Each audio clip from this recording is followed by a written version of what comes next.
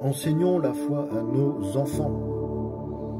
Shalom à tous, c'est votre frère Joël. Je vous salue dans le précieux nom de Jésus-Christ et aujourd'hui je suis venu parler de ça, rappeler cela.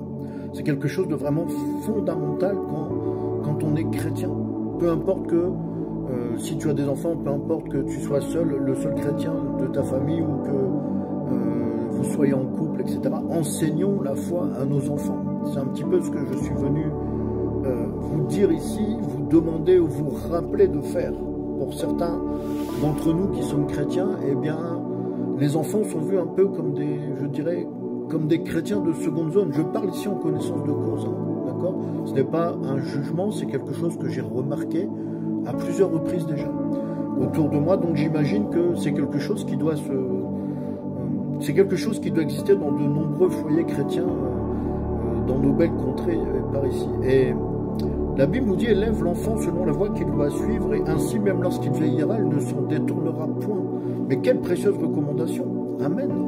Donc combien d'entre nous se disent chrétiens, ont des enfants, voilà, on prie, on lit la Bible, parfois même certains vont à l'église très régulièrement, et ainsi de suite, ainsi de suite. Et les enfants qui ont 5, 6 ans, 7 ans, ils sont laissés devant la télé, ils sont laissés devant leur console de jeux vidéo, et puis on ne leur apprend rien. On leur dit, bon, voilà, tu vas rester avec tonton et tata, parce qu'on va à l'église, mais emmenez vos enfants avec vous à l'église aussi déjà. Voilà, je m'adresse ici à certains chrétiens, certaines chrétiennes qui négligent d'enseigner la foi, d'enseigner les voies du Seigneur à leurs enfants. Je trouve que c'est vraiment quelque chose qui est dommage, et c'est quelque chose qui est très grave, parce que si tous les enfants de chrétiens ne sont pas instruits, mais quelle relève est-ce qu'on va avoir, vous voyez? Il est quand même bien de pouvoir commencer de bonne heure à instruire nos enfants par rapport à la Bible, leur apprendre à comment prier, leur apprendre qu'est-ce que c'est la foi, qui est le Seigneur Jésus. Nous ne sommes pas obligés d'être des grands enseignants de la parole de Dieu. Il suffit simplement de transmettre ce que nous avons reçu à nos enfants avec le cœur. Amen. Vous voyez, dans le Deutéronome, au chapitre 6, et au verset 6 et 7, il est écrit ceci, je lis la parole de Dieu. Deutéronome, chapitre 6, versets 6 et 7. Donc c'est Dieu qui parle à son peuple, Dieu qui parle à Israël et qui dit « Et ces paroles que je te commande aujourd'hui seront sur ton cœur. Tu les inculqueras à tes fils, tu en parleras, et quand tu seras assis dans ta maison, et quand tu marcheras par le chemin, et quand tu te coucheras, et quand tu te lèveras. » Amen. Donc ici, ce n'est pas une recommandation, ce n'est pas un conseil que Dieu donne à son peuple. C'est un ordre qu'il nous donne. Nous devons instruire nos enfants. Et on voit bien ici au verset 16, au verset 7 qui précise des choses. Quand tu seras assis dans ta maison, quand tu marcheras par le chemin, donc à l'extérieur, quand tu te coucheras et quand tu te lèveras. Donc en toute occasion, en toute circonstance, instruisons nos enfants des voies de Dieu. Parlons à nos enfants du Seigneur Jésus-Christ. C'est très important. On peut déplorer que l'Église que la foi chrétienne est en chute libre par ici en France, en Europe, etc. Mais est-ce que les parents chrétiens instruisent réellement leurs enfants dans la voie qu'ils doivent suivre? Le psaume 78 au verset 3 à 4 nous dit comme ceci: ce que nous avons entendu et connu et que nos pères nous ont raconté, nous ne le scellerons pas à leurs fils, nous raconterons à la génération à venir les louanges de l'Éternel et sa force et ses merveilles qu'il a faites. Amen. Si personne ne parle de l'évangile, si personne ne partage la parole de Dieu, ne la propage, mais comment ceux qui ne connaissent pas le Seigneur Jésus-Christ peuvent alors le connaître? Et comme le dit un vieux proverbe britannique, charité bien ordonnée commence toujours par soi-même. Donc commençons, nous chrétiens, à enseigner à nos enfants. Vous voyez, moi souvent je fais des petites réunions familiales, je donne ça, c'est pas en guise d'instruction, hein, mais c'est un petit témoignage. Je fais des petites réunions familiales avec mes enfants, qui sont encore, j'ai des enfants qui sont encore petits. Et puis on lit un peu la Bible, on prie ensemble, on parle de Jésus, je leur laisse exposer un petit peu leur point de vue, ils donnent leurs requêtes et puis on prie, on passe des temps de prière ensemble, on passe des temps à partager la foi, on passe des temps à lire des portions de la Bible et puis après, au fur et à mesure, les enfants s'intéressent, commencent à poser des questions. L'astuce en fait, c'est de ne pas forcer, de ne pas obliger nos enfants. Il faut parvenir à susciter en eux l'intérêt, tout simplement parce que ce sont des enfants. Vous voyez, il ne faut pas imposer, un jour, une heure précise, il ne faut pas imposer un format.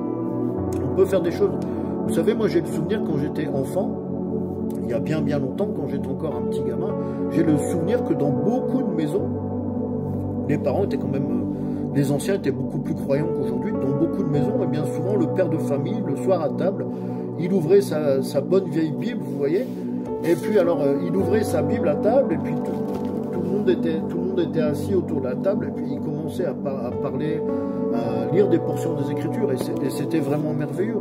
J'ajouterais aussi que c'est un moment de communion fraternelle, de communion familiale. Vous voyez, fraternelle dans le sens de la foi, mais familiale aussi, parce que c'est un moment aussi où on peut se retrouver en famille. Et je trouve que c'est une double bénédiction, le fait de se retrouver en famille, premièrement, et ensuite de partager autour de la parole de Dieu, simplement, c'est ce que faisaient nos anciens. Ils n'étaient pas tous pasteurs, ils n'étaient pas tous des prêtres, mais ils lisaient la Bible à leur famille, et tout le monde écoutait, c'est le cas de le dire, je vais mettre entre guillemets, tout le monde écoutait religieusement la parole de Dieu. Mais Dieu est dans sa parole. Et donc, sa parole a forcément un effet. Et ça avait des effets positifs sur l'éducation des enfants, sur leur comportement. Je le dis avec certitude et je le crois. Si ce genre de choses était vraiment perpétué aujourd'hui, il y aurait quand même moins de problèmes dans notre société, il y aurait quand même moins de délinquance. Parce que la parole de Dieu, c'est quelque chose qui est un filtre pour nos pensées, pour nos paroles et aussi pour les actions que nous menons. Quelqu'un qui connaît bien la parole de Dieu, avant de poser un acte, il y a automatiquement quelque chose de Dieu qui va lui revenir, une parole, un verset biblique qui va lui revenir et qui va venir conditionner son comportement. Et c'est très important. Vous voyez, ça éviterait beaucoup de choses. Et on est dans une société où les valeurs se perdent, on est dans une société qui est en plein effondrement. Et je dirais que cet effondrement a commencé à partir du moment où certaines valeurs chrétiennes ont été mises au rebut, ont été mises de côté, vous voyez. Dans Éphésiens 6,4, l'apôtre Paul recommande ceci. Et vous, pères, ne provoquez pas vos enfants, donc ne les frustrez pas, mais élevez-les dans la discipline et sous les avertissements du Seigneur. Vous voyez qu'il y a là un rôle important à tenir. Donc je voulais dire aussi aux mamans, peut-être il y a des mamans chrétiennes dont le mari n'est plus là pour X ou Y raison, peu importe. Sache, ma soeur, que tu es le pasteur de ta famille. Et qu'en tant que maman chrétienne, si le père n'est pas là ou si le père lui-même n'est pas chrétien, tu as à charge aussi d'instruire tes enfants dans la voie. Tu es le pasteur de ta famille. Il faut mettre ça entre guillemets, bien sûr. D'accord? Vous voyez, c'est vraiment tout à fait extraordinaire. Il y a autre chose aussi. Si nous sommes chrétiens et que nous avons des enfants, nous professons le fait d'être des chrétiens, eh bien, nous devrions tous appliquer Éphésiens chapitre 4, verset 29. Nous devrions tous nous atteler à respecter scrupuleusement ce verset, surtout lorsqu'on a des enfants. Je lis Éphésiens chapitre 4, verset 29. Qu'aucune parole déshonnête ne sorte de votre bouche, mais celle qui est bonne, qui est propre à l'édification selon le besoin, afin qu'elle communique la grâce à ceux qui l'entendent. Amen. On peut dire autrement que l'on ne tienne pas de propos grossiers, qu'on ne fasse pas des blagues de mauvais goût, aucune parole déshonnête. Je vais revenir encore à ma petite enfance, c'était il y a quand même bien longtemps, et il y avait des dames dans la rue qui allaient à l'église, etc. Et quand elles entendaient des enfants dans la rue qui disaient des grossièretés, des gros mots, elles disaient « Toi, tu es malhonnête, je vais aller voir tes parents. » Qui peut encore faire cela aujourd'hui? Vous voyez, il y a vraiment beaucoup de choses qui se sont perdues. Et la dégradation des pensées entraîne la dégradation de la parole. La dégradation de la parole entraîne la dégradation des actes que nous posons. Et cela est vraiment fondamental. Donc, mon frère, ma soeur, instruis tes enfants selon les voies du Seigneur. Instruis tes enfants selon la sainte parole de Dieu que l'on trouve bien évidemment dans la Bible. Instruisez vos enfants, apprenez-leur à prier. Passer du temps dans la prière en famille, c'est très important. La prière en famille, c'est quelque chose aussi qui fortifie, qui va renforcer le lien familial, l'unicité familiale. C'est vraiment très important. Voilà un peu de mots ce que je souhaitais vous dire aujourd'hui. Donc, j'en ai terminé avec vraiment cette courte exhortation, mais c'est tellement important. Instruisons nos enfants, enseignons la foi à nos enfants. C'était votre frère Joël. Que le Seigneur vous bénisse abondamment, que le Seigneur vous bénisse richement et vous protège. Je vous dis à très bientôt. Shalom.